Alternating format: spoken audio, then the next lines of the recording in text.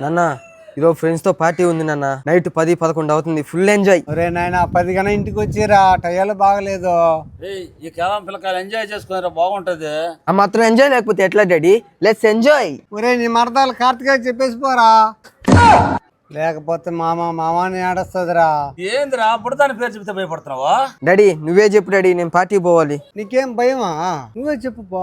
భయమా? నాకా? చెప్తాను, నాకేం భయము. కార్తీక, మా కార్తీక ఇంత క్యూట్ గా ఉంది.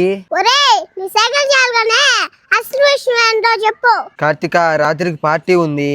పార్టీ ఉన్నా ఇంట్లోనే తిను, పార్టీ ఉన్నా కానీ ఇంట్లోనే పడుకోవాలా. సరే సరే కార్తీక, ఇంట్లోనే తింటాను, ఇంట్లోనే పడుకుంటాను. ఒక 11 అవుతుంది. 11 అవుతాయంటే బూత్ పగలుతుంది. 11 అవుతుందని నేను ఆడ చెప్పినాను. ఒక 9:30 వచ్చేస్తలే. అది మూసుకోమ్మా ఇంకా. ఎంజాయ్ పార్టీ అన్నావు కదరా, ఎంజాయ్. ఇప్పుడు చెప్పు దానికి సమాధానం. ఏందిరా పిల్ల మొత్తం మాట్లాడుతుంది?